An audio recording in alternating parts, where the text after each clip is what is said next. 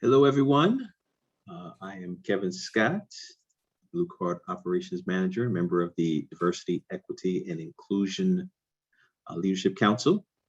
And I'm excited to be moderating this panel today, observing and celebrating National Hispanic Heritage Month.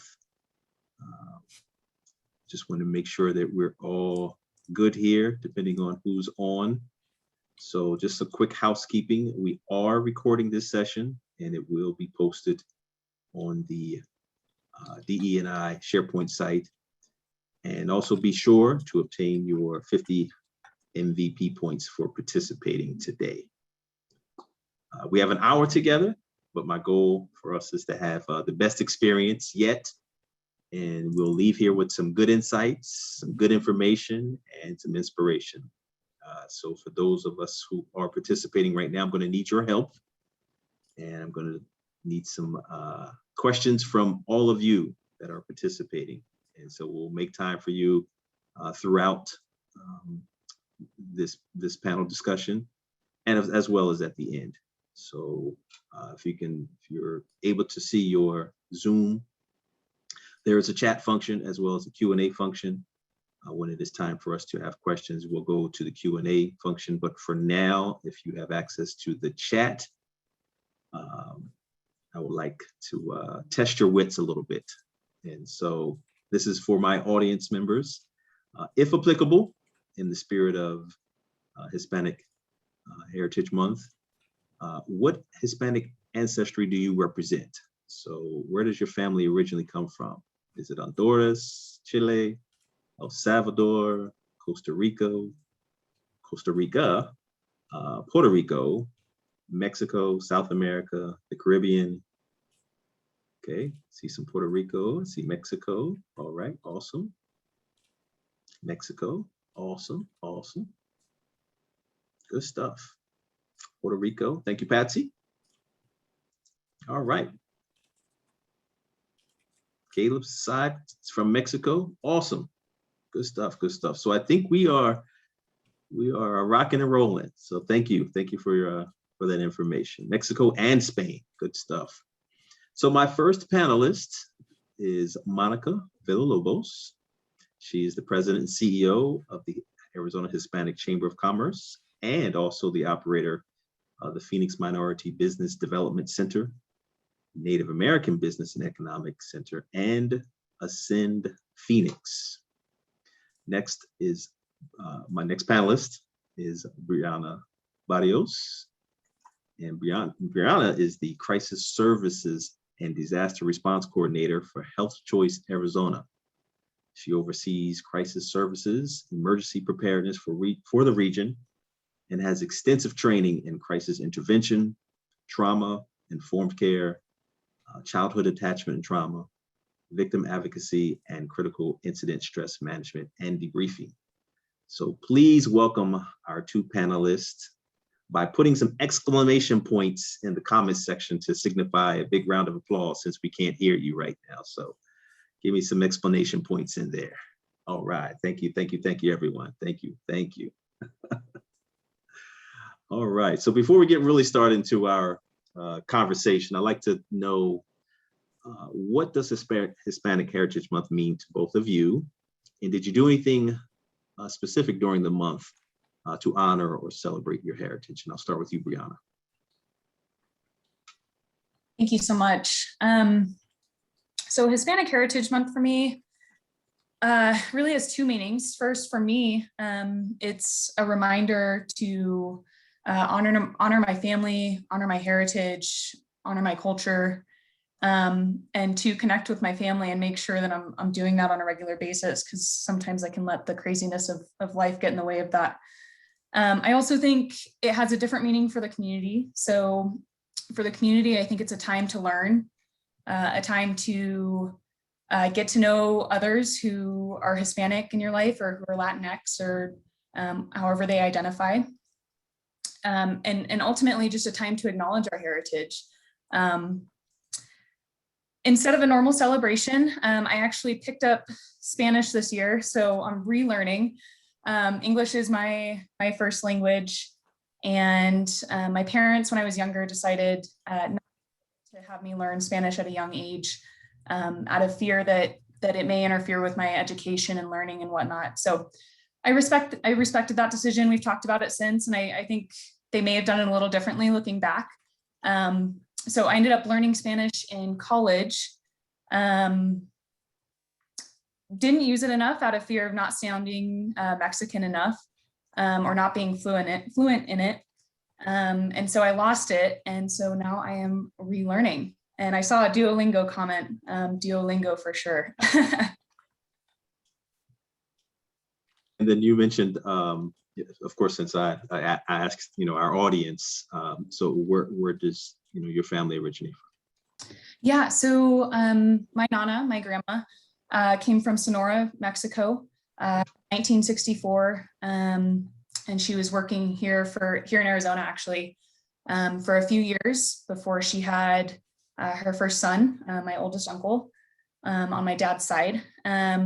She ended up going back to Mexico because at the time the hospital said, hey, you don't have papers, we need to get you back there. So she went back. She ended up marrying my grandpa,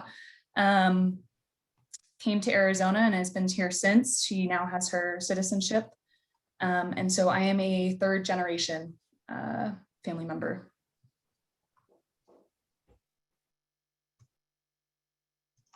Awesome. I'm not going to touch the mute button. Trying to find the mute button. That is great. Yeah, and third generation. That's awesome. Monica. Thank you so much. Such a pleasure to be here with everyone on the AZ Blue team, and of course with you, Kevin. For me, I think Hispanic heritage is time to drink tequila, right? I'm just kidding. I do that all the time. Not Hispanic Heritage Month, but one of the things that I like to remind people is that we're here all year long, and totally appreciate that we have a whole month dedicated to us, and we get to celebrate and share our culture and really look at the impact that Latinos are making in the economy, in the community. But again, we are here all year long doing that. Of course, my gardener just pulled up next to my window, and you might hear a little bit of that. And in honor of Hispanic heritage, I'm going to let him work. So it is all good. We are here. I'm excited. I celebrate, my culture every day. I have the wonderful opportunity to pass it on to my children. I have two boys that are 10 and 12. And so they're Mexican, and so half Mexican, half Puerto Rican, and so we're constantly sharing food. But again, I just want to remind folks that we are so much more than food festivals and fun. We are making a significant impact, a $60 billion impact in Arizona's economy. And wherever you're from, my family is from Jalisco, Los Altos de Jalisco, a little town called San Juanico that does not even exist anymore. But Spanish was my first language. I worked very hard to learn English. And so for me, that has always been a benefit and something that I can pass down to my children. That is awesome. I'm excited because your backgrounds obviously are extremely diverse, which of course will allow us to receive, various viewpoints and the like. And I too attest to that, considering, that although I represent, I'll call it the West Indies. Of course, there's a portion of my family that's West Indian, but of course, we like to, of course, make sure that we're all making an impact and acknowledging that. So, Monica, for those who aren't familiar with Ascend Phoenix, can you talk to us a little bit about that, as well as how it impacts the Hispanic communities? Sure, absolutely. The Arizona Hispanic Chamber of Commerce has been around for 70 years, since 1948. I've been with the Chamber for about 10 years, and in the last 10 years, we have developed about 10 different programs. We found that that was really critical, especially last year. We focused a lot before that on events, but with COVID, getting together was quite difficult. So one of our programs is Ascend Phoenix. It is a program, a private public partnership, and it is funded through JP Morgan Chase. This is the third year they've funded us, and this year they've actually funded us for 2 years for $500,000 to be able to support businesses that want to scale, that are making more than $500,000 and want to scale. And we have programs across the spectrum. You know, some of them are for startups, some of them are for women, and this one in particular is an accelerator instead of an incubator.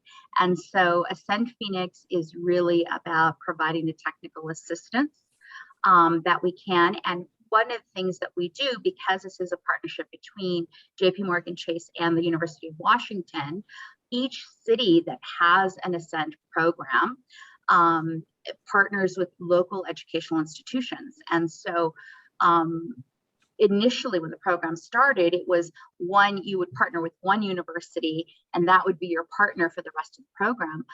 We believe that there are so many wonderful resources here in Arizona. We've partnered with multiple educational institutions, including ASU Thunderbird, including Maricopa Community Colleges, including DeVry, you know, all of these depending on the needs of our small business owners. So it's really a consultancy model. We bring those tools and meet the businesses where they are. And so we've been really fortunate to be able to partner with JP Morgan Chase. That is awesome. And I was not aware that all of the communities, as far as, you know, the universities and colleges in Arizona was affiliated with that. So good to know, good to know. And then Brianna, from your perspective, I would imagine this falls in your lap a little bit, you know, as far as, you know, I don't want to give too much away as far as your background completely, but, you know, does this impact, you know, your involvement from an HEA perspective as well? Yeah, I certainly think it could. In terms of supporting small businesses and encouraging people to expand and providing them the resources to do that, it sounds like a great resource that could fit into some of our hotline resources, like the crisis hotline, like 211, which has really taken off since the pandemic. That line provides resources to individuals calling in for economic support, rental eviction, mental health and counseling, that type of deal. So, you know, I almost wonder if that would be a beneficial resource to add to our list in terms of if a small business owner is maybe struggling, maybe having some mental health impacts from that, and needs some guidance on where to go. Good to know. Good to know. Just wanted to make sure that there are no questions. Eddie, or any questions thus far in the Q&A? And for my audience, since you found the chat, there right to the left of that, there is a Q&A button. So if there are some questions that we have, I will allow some time for you at the end of the conversation, and I'll give you a little cue that we're almost there. So to hit the button and we'll have that conversation. But so far, if we're all good, Eddie, we'll keep it going, keep it moving. And so, Monica, in the time that you've been involved with the chamber, what's your focus been to ensure the Hispanic communities are, you know, securing opportunities to obtain funding for business procurement, financing, or any other eligibilities? And, you know, has that increased? Or, I mean, I know you mentioned it was $60 billion impact to the state, you know, so I'm imagining that there are some opportunities within the last 5 years that it's definitely made some impact there. Can you speak to that for me? Absolutely. And I always like to say we're not your grandfather's Chamber of Commerce because we do so much more in the area of economic development. You know, we're using our Arizona MBDA Center that's funded through the U.S. Department of Commerce as a best practice. And so our metrics are threefold. We measure ourselves on access to contracts. How often are we pairing minority suppliers with corporate Arizona? We estimate there are 90 Fortune 2000 companies in the state of Arizona. We have an investment relationship with about 70 of them. So how are we bringing our 700 minority-owned businesses and making sure that they're getting those contracts? So that's how we get credit with the U.S. Department of Commerce. The other way is financing. How are we helping these minority-owned businesses get kitted up so that they can scale their businesses and get traditional funding, not turn to predatory lending, making sure that they've got a solid business plan and they can present to these banks. So we get credit for that. And then of course, job creation. So last year on our $2 million budget, we were able to make $130 million impact despite the pandemic in those three measures. We also created or retained 1,000 jobs. And so one of the other things, we raised $500,000 in new monies last year, and we gave back $200,000 to our members in the form of micro grants to help them get through the pandemic. And we did all of that without having to lay off, furlough, or cut back salaries of our 15 employees. So, for us, it really is just those resources that we can bring to the table to help them grow, give them the opportunities to compete with larger companies, and to really get them ready for contracts with large companies and all of the requirements that come with that. Awesome. And when you mentioned COVID, and obviously, everyone's been impacted some form or fashion. Was this something that you prepared for, kind of did some pre-planning, pre-gaming for it, or is it just kind of happen organically as the, with the micro grants and the like? Yeah, I don't know that we could have ever been prepared for the pandemic, but we were able to turn on a dime rather quickly. We stay flexible and nimble. And so we knew when those PPP dollars were going to come out, the shutdown happened on March 16th, that those dollars were likely not going to reach our members. They didn't have those banking relationships at hand. I think that was, that was fixed for the second round, but for the first round, and most of these businesses, we know again from JP Morgan Chase that they have about 2 weeks of reserves or float. That's not a lot of dollars, and so the shutdown was on March 16th. By the second week in April, we were dispersing funds directly to our members to help keep them afloat.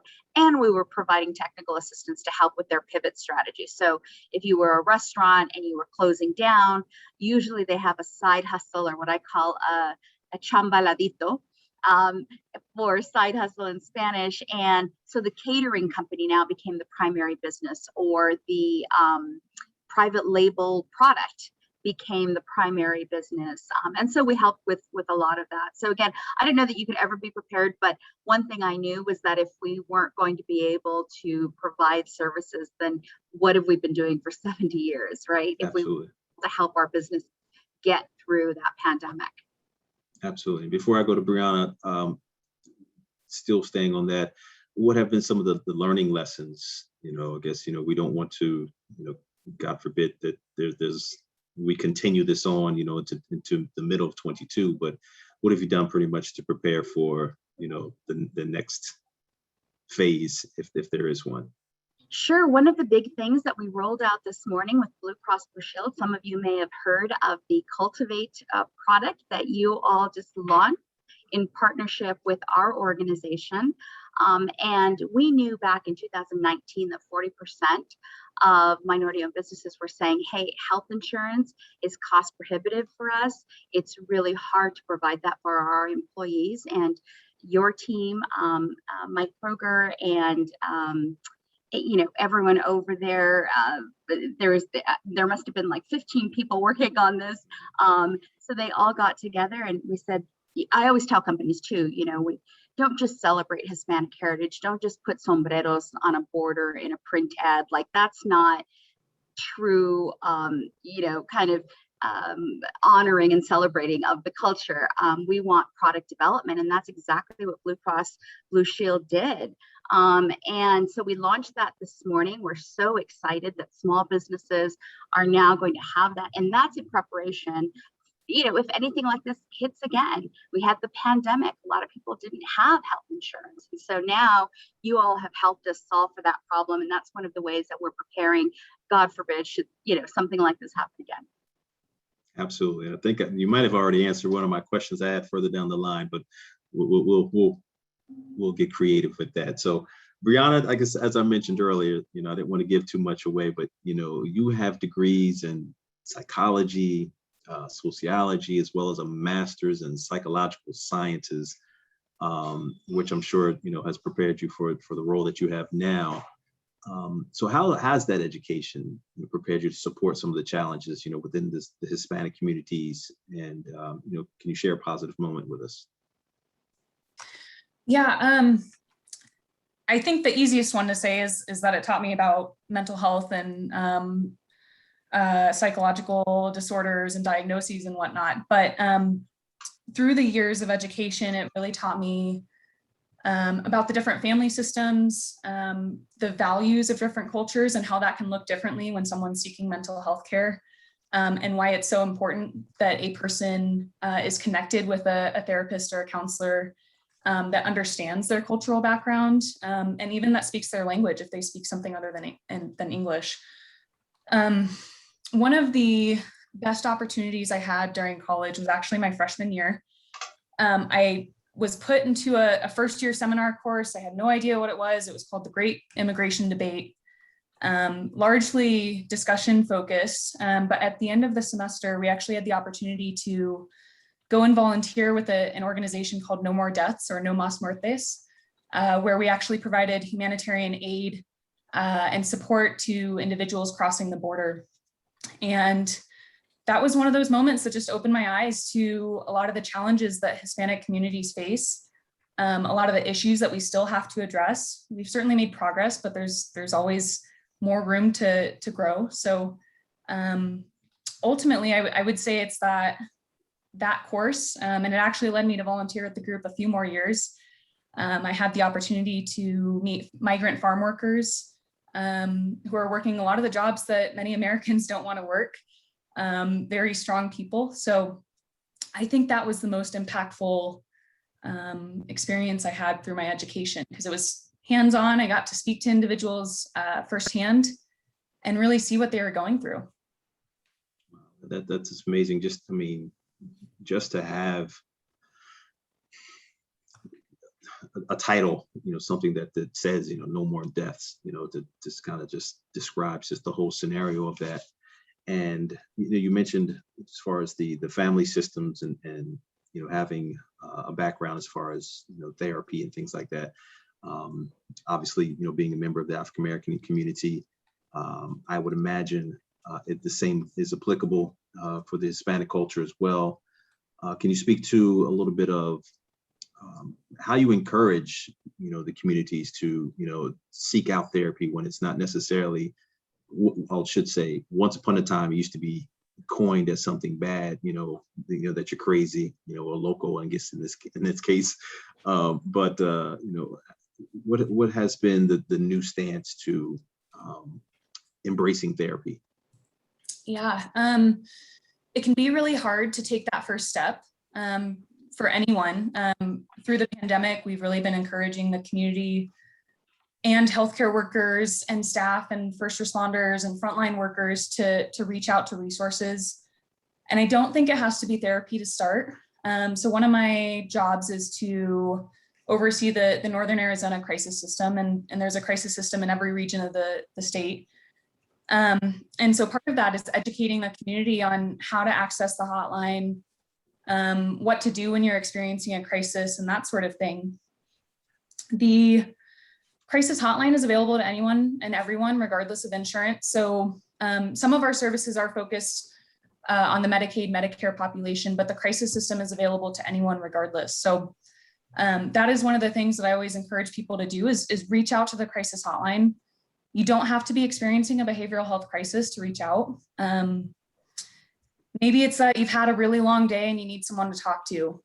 People can reach out to that hotline. So I think that's the first step, is encouraging people to call the local resource. It doesn't have to be the hotline, and just get introduced to what that type of support can look like.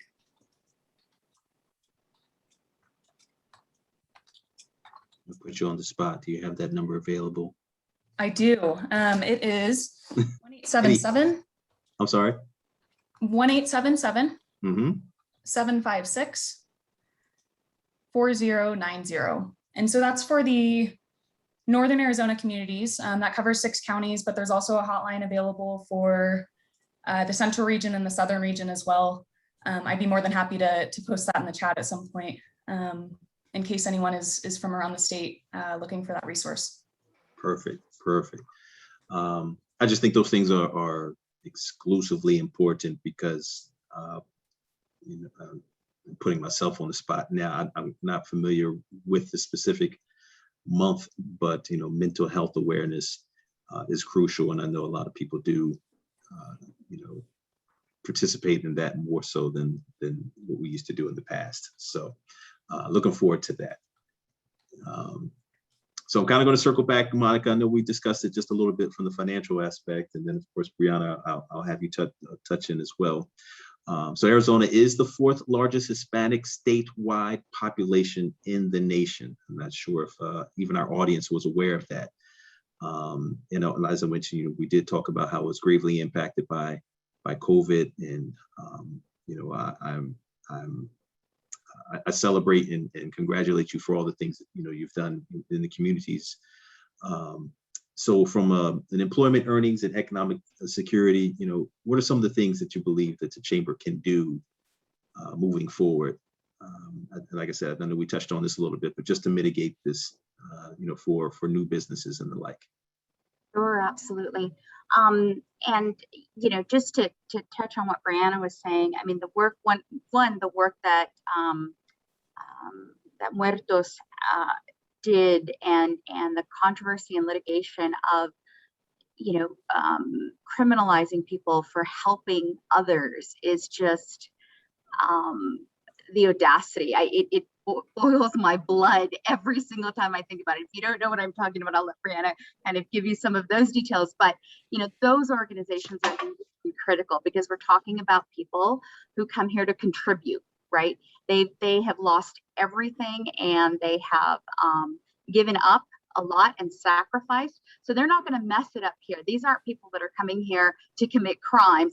They're coming here to contribute, right? So I'll get off my soapbox because it's really easy to go off on that. But just so that you know, nationally, and to set some context, if U.S. Hispanics were their own country in terms of population, they would be ranked 25th of the 233 countries recognized globally.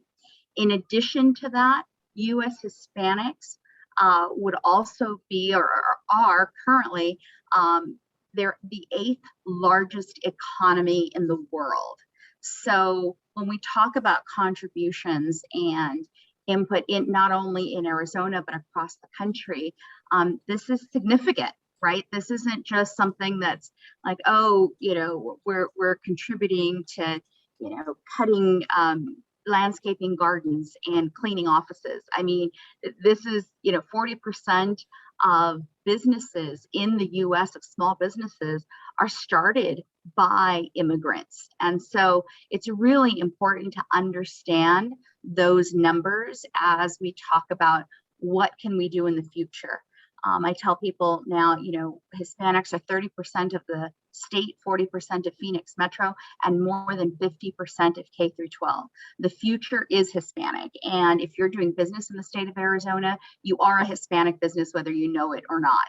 And so a lot of the things that we're doing is making sure that we're preparing these small businesses to continue to impact and grow the economy.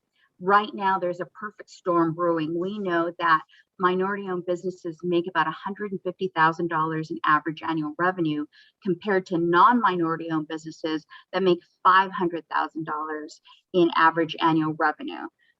That gap, in very simple math, accounts for about $36 billion that's not being realized in Arizona's economy. So everything we do when we look to the future is, how do we get these businesses? We know they're growing 3 to 4 times faster horizontally in units, but how do we get that depth there, that vertical increase in average annual revenue to make sure that we don't just have a lot of businesses making very little money, but that they're all making that, that same amount in average annual revenue, and thus, contributing to state taxes, contributing to education, contributing to all of those things that those taxes go to support. So for us, it is those programs to help scale.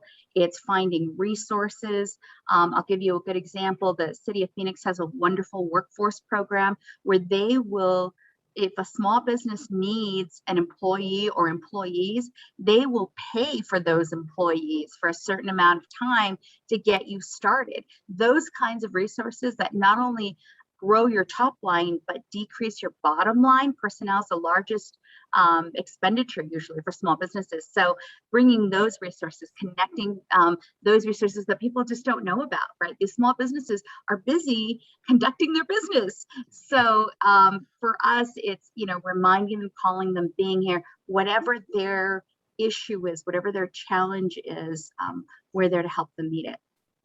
Yeah, that's great. I mean, just some of the numbers that you provided, outside of saying, mind-boggling, it's very surprising. And, I'm going to, pull the Band-Aid off. I'm gonna rip the Band-Aid off for a hot minute, because that you mentioned, as far as having a large population of K through 12. I know critical race theory is one of the big things right now. I know as far as state of Arizona, because of that, you have students who are being held accountable or punished, for perhaps speaking Spanish. Brianna, have you had to deal with that, or even Monica in this case? Has anyone ever approached you in this case regarding some of the challenges that they've had with their children, not being able to, maybe, a kid received the attention because they were talking to a peer in Spanish? I haven't experienced that. Not to say that others haven't, because I've heard that before. And the reason I haven't experienced it is because I'm not fluent in Spanish and I haven't spoken to encounter that.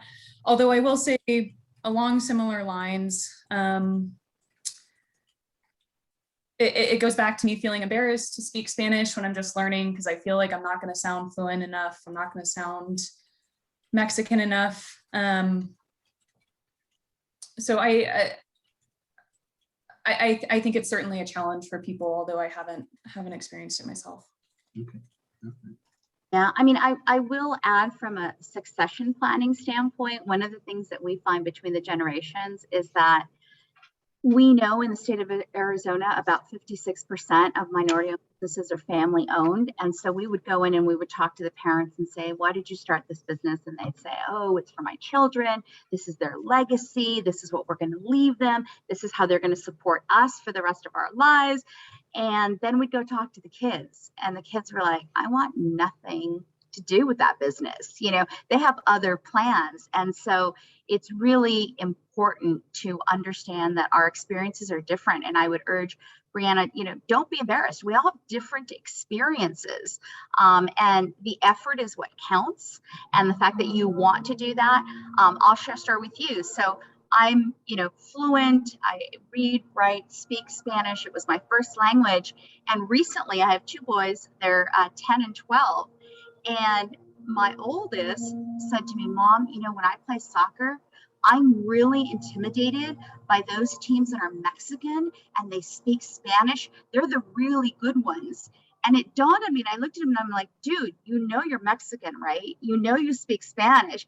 But he was not making that connection. And for me, that was a failure on my part, that he wasn't seeing himself in that context. And so we all have very different experiences. I think what's important is the effort that we make to reflect our heritage, to be able to honor the sacrifices that our parents made. I always say, in one generation in my family, my mother picked cotton, when she was a child, and then became a school teacher. And in one generation, we went from picking cotton, and I'm finishing up my doctorate.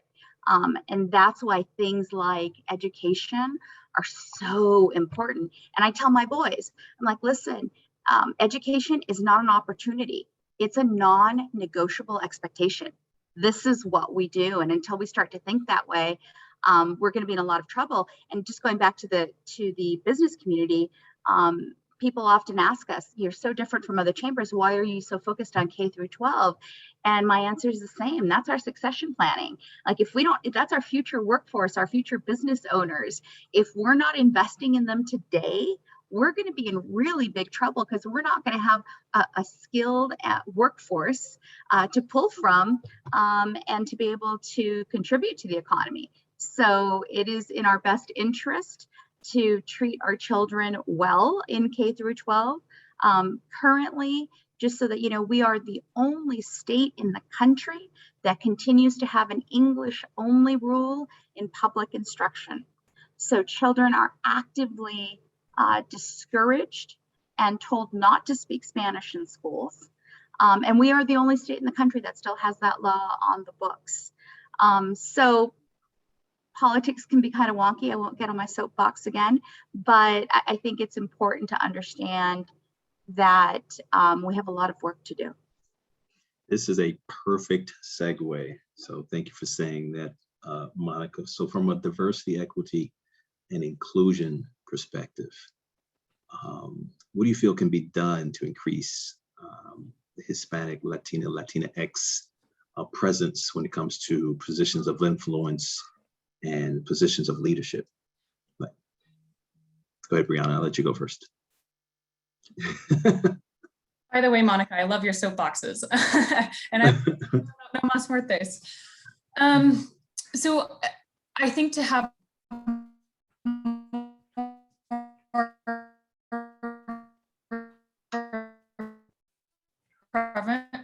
presence, we need to have leaders look at someone differently because of their last name or because of the color of their skin.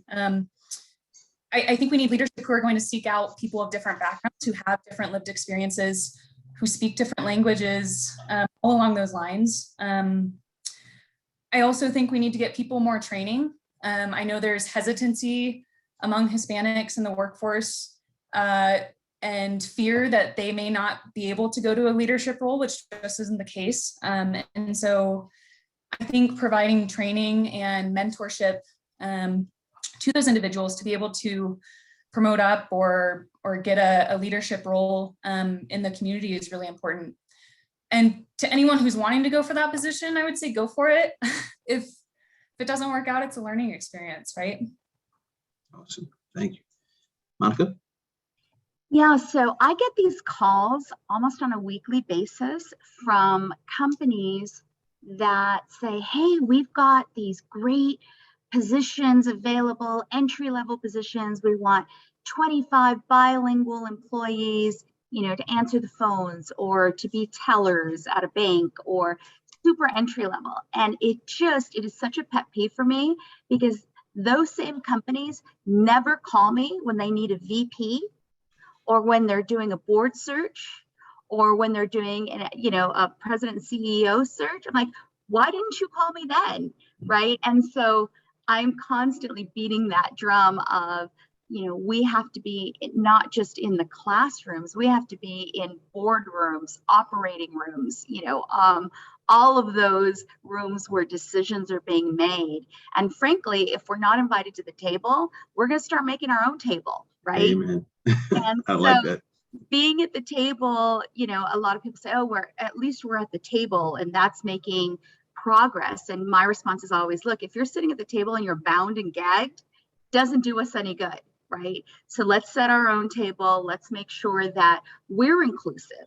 The one thing that we can do is be better about diversity and inclusion and more responsible in that regard than the last majority.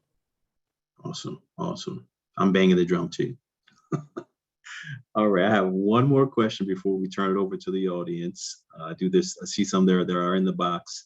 So if you haven't already, this is for my audience, please get your questions ready. Drop them in the Q&A section at the bottom for our panelists, and we'll do our best to get all of them answered. We got a little bit of time. We've got about, we're right at about up to 20-minute mark. So So I am intrigued by both of your accomplishments. And so, and it goes without saying that you're, obviously both women of color.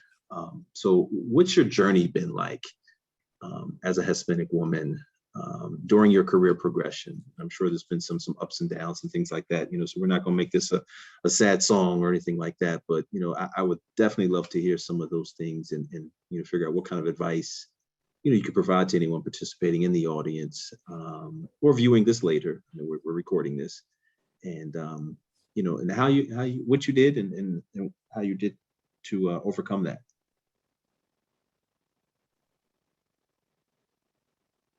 I can go ahead and start. I feel that I'm very early in my career, and I feel fortunate to be where I'm at, and I have goals to go even further.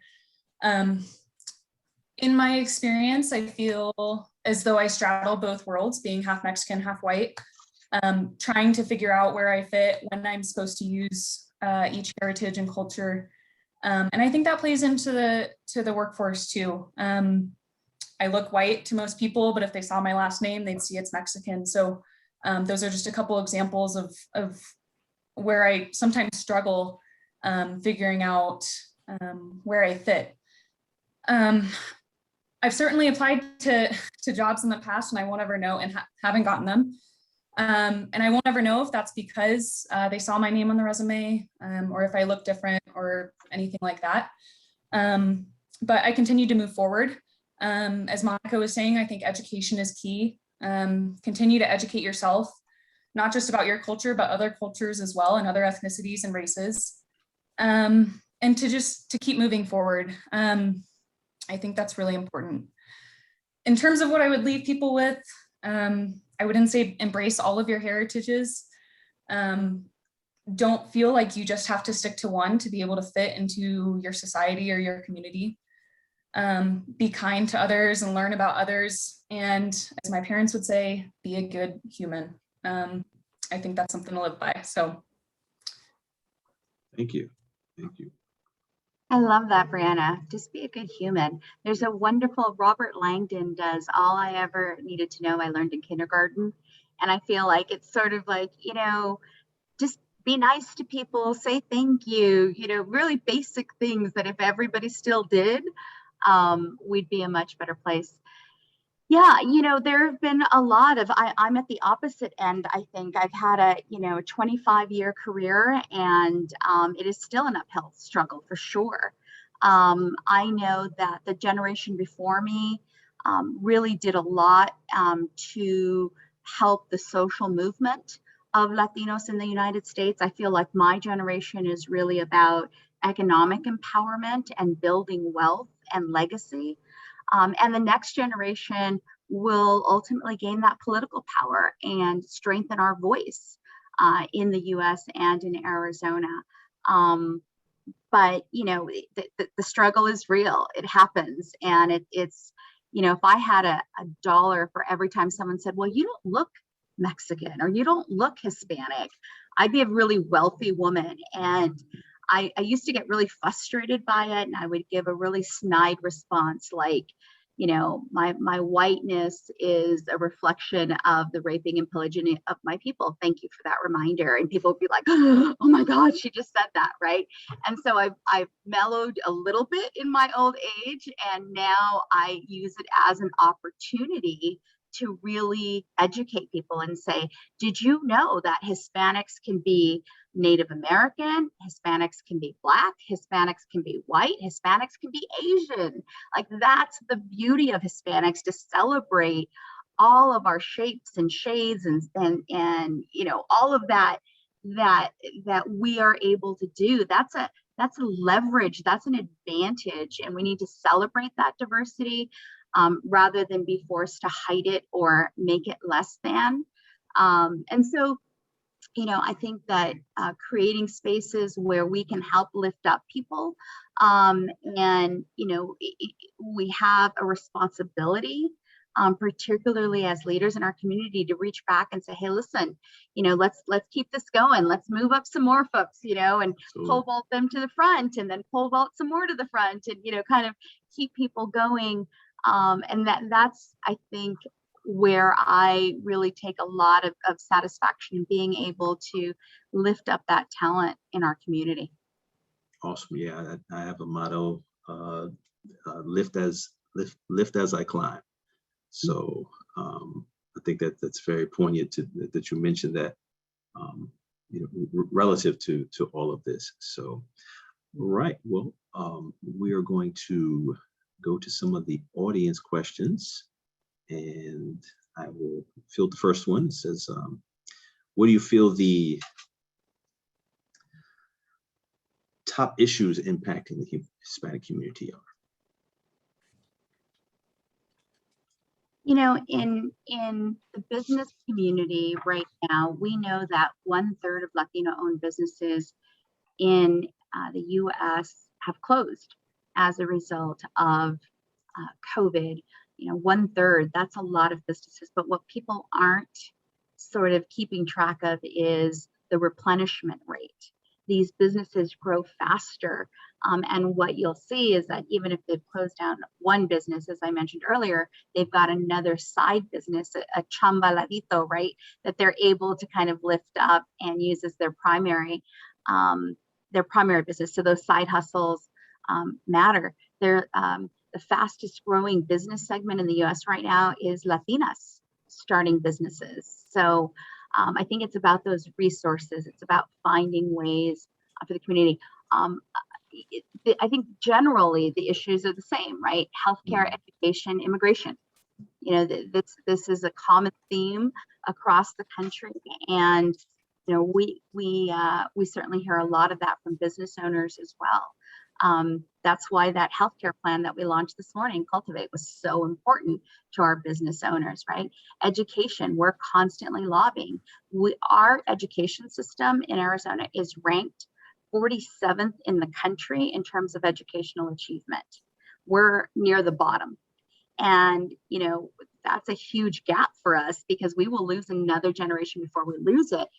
But what I say as the daughter of a school teacher is that most of the issue in our educational system has nothing to do with our educators or education, right? It's that we're asking kids to study math and science when they don't have food in their bellies, or they don't know where they're going to sleep tonight, or they're worried that their parents are going to get deported.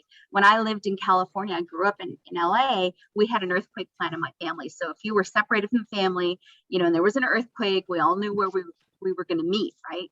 These families sadly have a deportation plan. So if you get home and your parents aren't there, you have a deportation plan. This is who you call. This is the uncle or aunt or friend that you go to. And so we have got to fix those problems before, we can really focus on moving forward.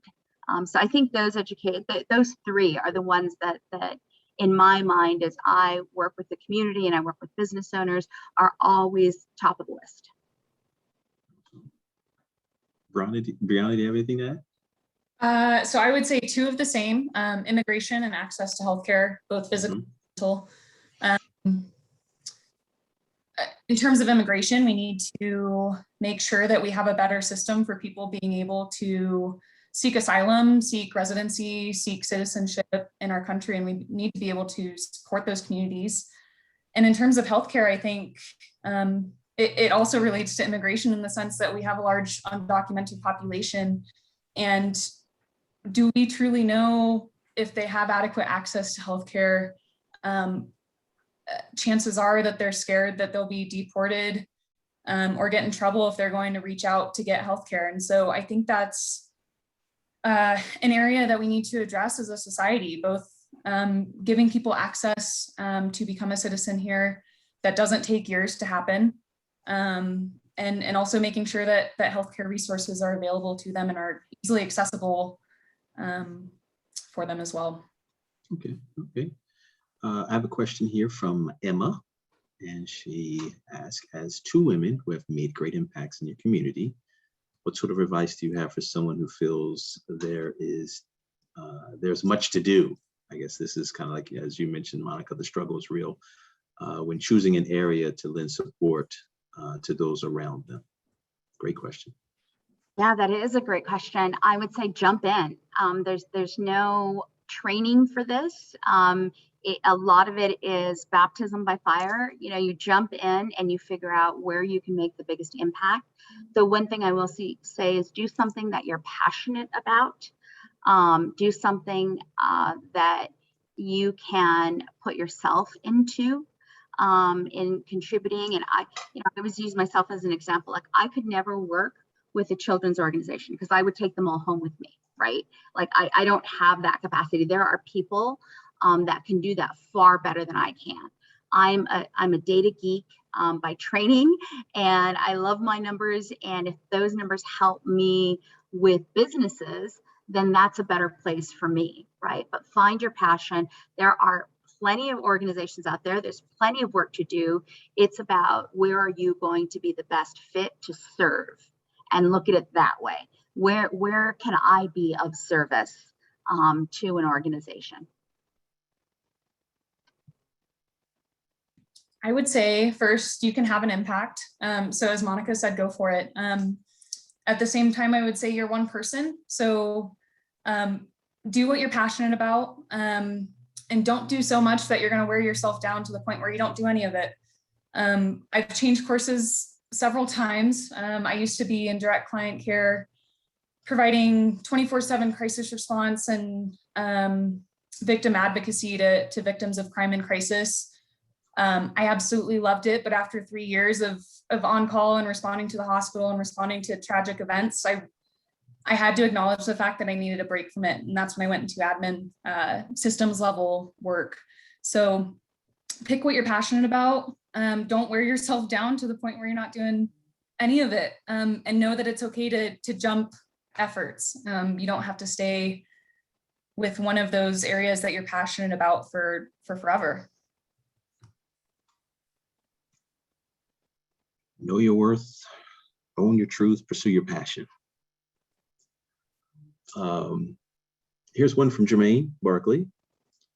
And for folks who do not own a business, Hispanic folks in particular, what can be done to ensure that the economic equity and growth is fulfilled? And how can Hispanic business owners contribute to that growth for those who don't own businesses? Sure. It's all very cyclical. It's, shop with Latino-owned retailers. And for retailers, make sure they're investing back in the education, back in the community. Building wealth is huge. We have an amazing opportunity here in Arizona. The new owner of the Arizona Coyotes and president are the first Latinos to hold those roles, owner and a CEO that are Hispanic. And Javier Gutierrez, who is the president of the Arizona Coyotes ice hockey team, has a company called SUMA. We are SUMA. And it is all about helping Latinos build wealth, because that is typically not in our, we don't grow up with that, right? We don't grow up with, oh, what stocks are you going to invest in? Or here's an investment account. Or, when you're baptized, you don't get the, stock certificates or bonds or anything like that. So they're really dedicated to helping people understand how you can build wealth in your communities and sharing that information, right? We know that there are some questionable, I think, financial practices in the Latino community. I don't know if all of you have heard of sociedades or condinas, and this is where a group of random people will get together and put money into a pot, and every week somebody gets the payout. Incredibly dangerous, right? Somebody can just take the pot and run off and you'll never see them again. There's no interest earned on that. It's not smart investing. And so for us, it's really important to help people understand why is, things like life insurance, why is that important? Why is, investing in education important? But I think that legacy building and wealth building are critical to helping our community continue to succeed and make an impact. Anything to add, Brianna? I don't. I was taking notes on that one. I was too. we're just about out of time. So I definitely want to thank these fantastic panelists for spending some time with us. So if you've enjoyed it, of course, let them see the explanation points again. And I definitely want to thank the organizers and the DE&I committee members, definitely for allowing me to moderate. And of course, thank you for your wonderful questions as well as answers. And if we don't have anything else, I think we may have one more in the door. Can you repeat how many businesses in Arizona or Latino owned or Hispanic owned? So there are about 500,000 small businesses as defined by the census in the state of Arizona. About 25% of those are Hispanic, and of those, 66% or more than half are owned by Hispanic women. Awesome, awesome. Well, thank you again, Monica and Brianna. I want to thank everyone for attending. This hour has zoomed by. I was kind of at first a little nervous. I thought we were going to have to milk the time a little bit, but I'm glad we had a great conversation, and thank you for your answers. And I appreciate everyone for joining and celebrating National Hispanic Heritage Month. Thank you so much, Kevin, for hosting. We appreciate it. Absolutely. Yeah, thank you. And thank you everyone for listening. Yeah, thank you. Awesome.